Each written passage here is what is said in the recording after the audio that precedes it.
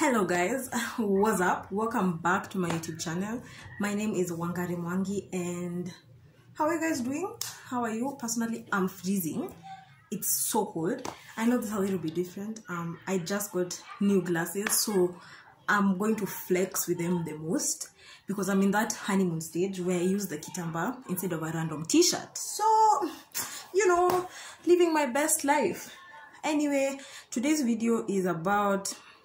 Okay, so this is not the video I had planned, but I figured it would be... Oh my god, that was so obnoxious. Like, anyway, that it would be better than whatever I had planned. So these are comments that I get, like every single video, I always get these comments, or like in my DMs, I always get this question. So I'm just going to answer most of them and stuff like that. So the first one is my Instagram. Oh my god, so many people are like, where can I reach you? Where can I find you? I literally put my Instagram in every video. I'll put it here, okay? That's my Instagram. DM me. I answer questions. I do. And even my email. If you want to email me whatever, or if you don't have Instagram, because I know that people who don't have, and you want to reach me through email, here's my email. Feel free to reach out. I answer questions. I do. And then that's number 1 and 2, I guess. Number 3, did I apply for financial aid? I always get this question. Okay, here's what it is, guys. There are 2 things, financial aid and scholarships. So in the US, they're different. Scholarship is, I'll put like a description because I don't know exactly the difference.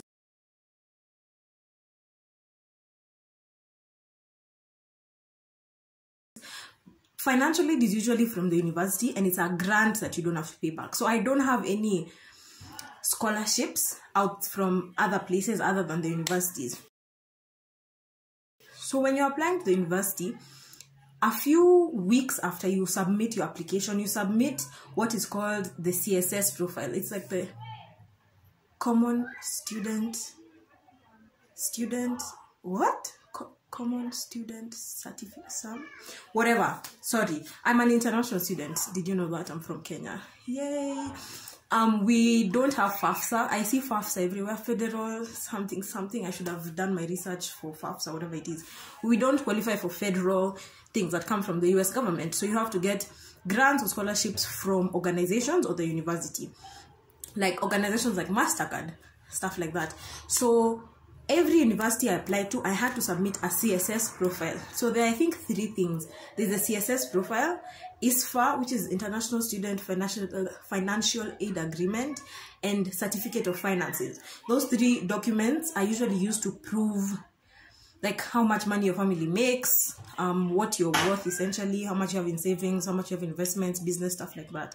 Then some schools ask you even for your tax returns so that you know you can have proof of what you're telling them is true. So I submitted all those things to universities and I got financial aid.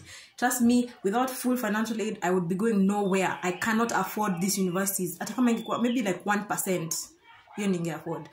So yes, I did submit financial aid documents and financial aid applications. I am on full financial aid in Harvard. Yes, I will do a full video on financial aid later. But everyone who keeps asking, are you on financial aid? Yes, I am, 100%. I'm not paying Harvard anything for the most part. Am I on scholarship? Same thing. I don't have scholarship from like MasterCard or something. I don't have that. I just have a Harvard grant from the university itself. How to get recommendation letters from teachers. So my teachers were also like iffy on recommendation letters because like if something is not in their paycheck, some teachers are a bit reluctant to do it. So what I did is I got the teachers' numbers, which was so weird, and I called them and I was like, hey, sir, stroke madam, can we meet in school at this time? I want to talk to you about this and talk to you about this and this and this. So I went to school, which might be hard now, but you can call them. And I told them, okay, I'm applying to universities. I would like a recommendation letter from you. They were like, oh, you know. I was like, okay, here's a list of things I want you to touch on. Here are the activities I would like you to touch on. Here are what I would like you to say. So we would have a conversation and be like, and obviously I can't tell a teacher to say, I'm hardworking, and they say it and I'm not hardworking. Or like, I tell a teacher to say I'm the fastest runner in the school. I'm not the fastest runner in like Alliance. What the heck? How did I use that example? But like, you have conversations with the teachers so that you can agree on like the points you want them to highlight, because most of them have never done this before. And also something I did was give them a sample recommendation letter that they could see. That was a good one. I got it from some guy's website. He's called like CHANG or something. He went to Harvard and he put everything in his application on the website. I'll put a link in the description. And then I showed them what I was like, I'd like it to look like this, and they put it on the letterhead. Then I got it from them. But trust me, I used to go to Alliance like 3 times a week. Teacher, have you written? Teacher, have you written? Teacher, have you written? Oh my god. Yes, anyway. Reveal my Common Up essay. You guys, I'm scared. My Common Up essay is very personal to me and I feel shy. My sister is a TikTok person, so I'm like, I'm a bit shy.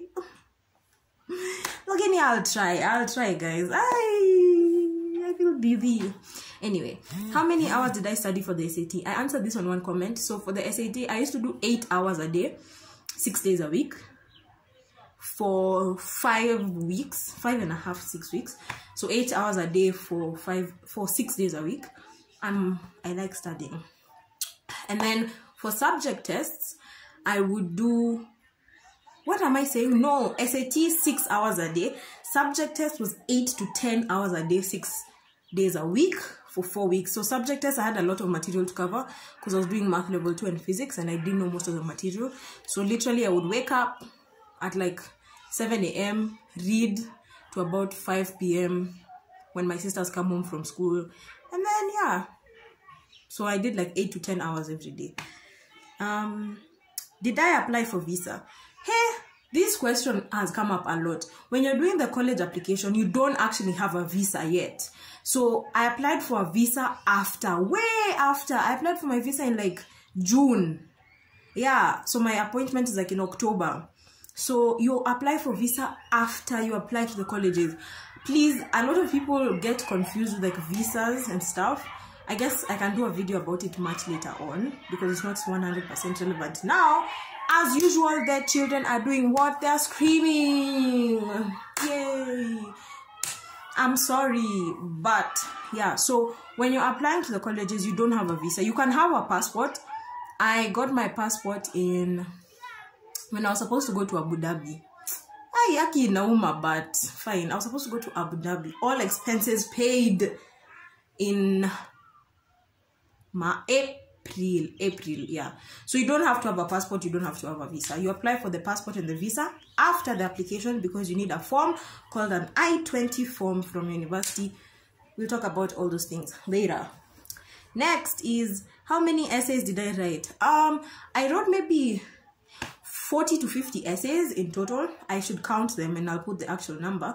But I repeated a lot of the essays, especially the ones for why this major. I wrote about engineering, so I would just copy paste the anecdote and then at the bottom I would do stuff relevant to the universities.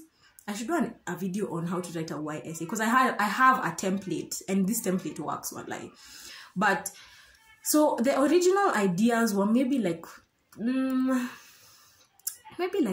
10 ideas that I used to twist and like give it a spicy introduction or make it relevant to the university. But the short questions, like the ones for Yale, those ones, this is tough to quantify. I'll try and count and then I put the statistics, the numbers somewhere on the screen.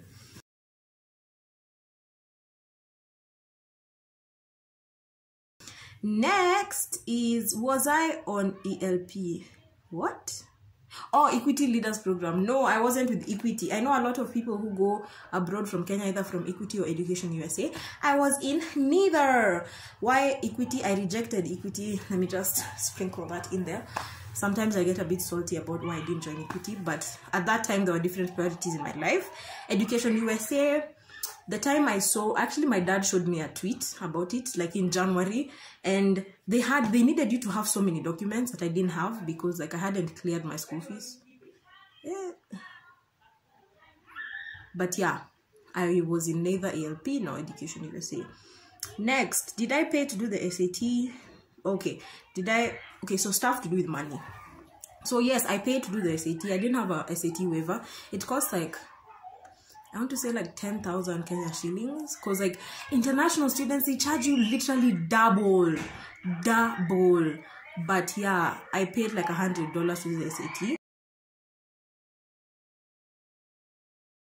Then pay to send SAT scores. So when you do the SAT, you have 4 free. You have to send your SAT scores to the university. So you have 4 like slots. So I used those 4 slots twice because I did subject test at the SAT, and then I still had to pay for other schools. So it costs $12 per school. So expensive. Imagine if you're doing $12 to 10 schools. But a tip here, trick. Check if universities want the official score or they want you to self-report. So like when I applied to Harvard, you self-report the score. Like you just tell them what you got. Obviously, you must say the truth. Otherwise, they'll catch you and rescind your application. But yeah, you just tell them without paying anything. Then once you get admitted, they ask you to send the official score, like much later on. So yeah. Then, did I pay application fee? Thank God I didn't pay application fee. Those things are expensive. It's like $80 per school for 10 schools. Ay, mami, yoni pesa mingi. I can live my best life in Nairobi with all that money. No, I didn't pay for application fee. When you fill in the common app, there's a part where they ask you if you'd like application fee waiver. So you say yes. Then your school counselor or the teacher who's your counselor, once they're on their part, because they have a part to fill in, they say yes, she needs financial help to pay for application fee. So universities give you a waiver. I didn't pay any application fee whatsoever. Yeah, but you have to ask for the waiver. They don't just give it to you. And then obviously if you can afford to pay, just pay, because I know people who, they're like, fine, I can afford to pay, because if you ask for an opportunity to get a waiver and you can afford to pay, you're taking away another student's chance who can't afford. You see what I'm trying to say? But me, Aki Walai, I couldn't afford. That was so much money. And then next, did I take TOEFL or IELTS? So no, I didn't take TOEFL or IELTS. I've massacred those names. I didn't take an English test. Now there's someone cutting chuma. Me, Aki, I don't know. Anyway, I didn't take an English test. So what happens is, these universities, when you get in the SAT, the English part, when you get a score above, like I think 700 or 750, no, 700 I think, or 650, they waive that application for you, that requirement for you. So in my English part, I got 740. And by the way, it varies for each university. So like Columbia is very English and literature centric, so you need a 700. But then I know the other universities like Cornell, I think you need a 650. Others accept 600. I don't know if the others that accept below 600, but I think 650 and above shows that you are competent in the English language. And then also number 2, I have been studying English since I was born. Like on my report card, English is there as a subject, and then you just tell them I have been studying English for 12 years, like my whole academic life, because Kenya was colonized by the British, so we speak English here. So no, I did not take those English tests. Next, videos on how I studied. Oh my God. A lot of people DM me and they're like, please tell me how you have motivation, how you study. And the thing is, I've not started studying for college, so I don't know if the study tips I used for high school would apply to college.